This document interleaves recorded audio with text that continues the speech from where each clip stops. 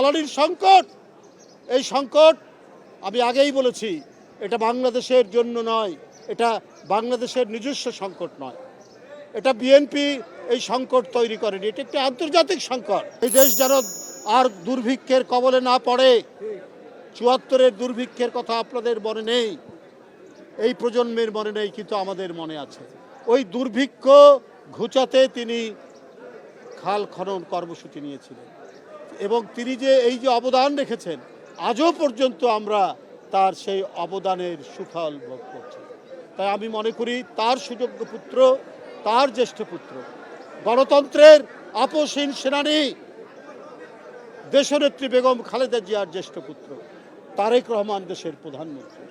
তিনি ক্ষমতায় আসার আগে যে অঙ্গীকার করেছেন, যে প্রতিশ্রুতি দিয়েছেন এবং ক্ষমতায় আসার পর জনগণের ভোটে জোর করে নয়, একবারই অবাধ সুষ্ঠু নির্বাচন, যার জন্য 16 বছর এক দীর্ঘ সংগ্রাম, আত্মদান, গুম খুন, ক্রসফায়ারের এক ভয়ঙ্কর বিভীষিকার মধ্যে বিএনপি হেঁটে গিয়ে অনেক সন্তানকে তারা হারিয়ে দিয়েছে, আমরা গুম হয়ে গেছে, ক্রসফায়ারের শিকার হয়েছে।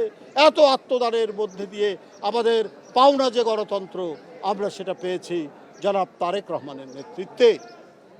তার নেতৃত্বে তিনি ক্ষমতায় এসেই তিনি তার প্রতিশ্রুতি বাস্তবায়ন শুরু করেছেন।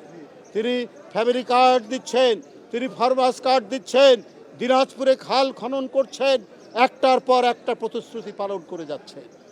তো সুতরাং আমি আগেও বলেছি যে তারেক রহমানের নেতৃত্বে আমরা আবার সব দিক থেকে জ্বালানির সংকট, এই সংকট আমি আগেই বলেছি এটা বাংলাদেশের জন্য নয়, এটা বাংলাদেশের নিজস্ব সংকট নয়, এটা বিএনপি এই সংকট তৈরি করেনি, এটা একটি আন্তর্জাতিক সংকট। এটা মধ্যপ্রাচ্যে যুদ্ধের কারণে এই সংকট, কিন্তু সেটাও আস্তে আস্তে কাটিয়ে উঠছে। তবে পাশাপাশি আমাদের এই ব্যবস্থাও নিতে হবে, বারবার যে অঙ্গীকার করেছেন জনাব তারেক রহমান যে রিনিউয়েবল যে এনার্জি, সেই এনার্জির তিনি যে প্রতিশ্রুতি দিয়েছেন সেটা তিনি অবশ্যই করবেন। আপনারা জানেন যে পাকিস্তানে রুফটপ সোলার প্যানেল বসিয়ে তারা বিলিয়ন বিলিয়ন ডলার তারা সাশ্রয় করেছে। এই বিলিয়ন ডলার দিয়ে যে তেল কিনতে হতো, ফুয়েল কিনতে হতো, সেটা কিনতে হয় না। এই উপমহাদেশের মধ্যে তারা একটা দৃষ্টান্ত তারা তৈরি করেছে। এই নবায়নযোগ্য যে জ্বালানি অর্থাৎ সোলার মানে সৌর তাপকে দিয়ে যে জ্বালানির যে চাহিদা মেটানো হচ্ছে, বিদ্যুতের চাহিদা মেটানো হচ্ছে, বাংলাদেশ সেটা করবে।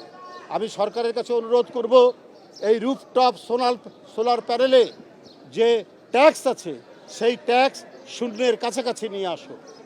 বিদ্যুৎ মন্ত্রীকে বলবো শূন্যের কাছাকাছি নিয়ে আসুন, এটা উৎসাহিত করুন এবং এর যন্ত্রাংশ আমদানি করতে যে ধরনের ট্যাক্স দিতে হয়, ট্যারিফ দিতে হয়, সেটা কমিয়ে দিন, যাতে মানুষ তাদের ছাদে সৌর প্যানেল বসিয়ে বিদ্যুৎ চাহিদা পূরণ করতে পারে, যাতে আর কারো দিকে মুখ চেয়ে অন্য কোনো দেশের মুখ চেয়ে আমাদেরকে থাকতে না হয়। বন্ধুরা আমার, সেই দিকে আমাদের দেখতে হবে। আমাদের সরকারের যারা মন্ত্রীরা আছেন তাদেরকে যদি সদা সতর্ক থাকতে হবে। সদা সতর্ক না থাকলে নানা দিক থেকে নানা ঘটনা মোকাবেলার প্রস্তুতি আপনাদের থাকতে হবে। গত 24 ঘন্টায় 11 জনের অধিক হামে মারা গেছে। কেন? আজকে এই হাম মোকাবেলায় আগে থেকেই সতর্ক অবস্থা নিয়ে আগে থেকেই এটা মোকাবেলা করার জন্য প্রস্তুতি নিতে হতো হেলথ মিনিস্ট্রিকে। আমার বিশ্বাস আপনারা দ্রুত এটার উপর ব্যবস্থা নিয়ে যাতে আর কোনো ধরনের মৃত্যু না হয় এই ব্যবস্থা নিতে হবে।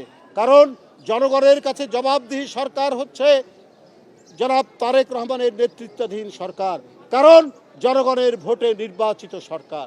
তিনি দিনরাত পরিশ্রম করে তার যে প্রতিশ্রুতি পূরণ করছেন, মন্ত্রীদেরকেও সেই প্রতিশ্রুতি পূরণে কাজ করতে হবে, যাতে বিনা চিকিৎসায়, যাতে বিনা ওষুধে মানুষ বিপন্ন হতে না পারে, যাতে কোনো ধরনের মহামারী গ্রাস না করতে পারে আমাদের দেশকে, সেই কাজও করতে হবে এই সরকারের বিভিন্ন মন্ত্রী।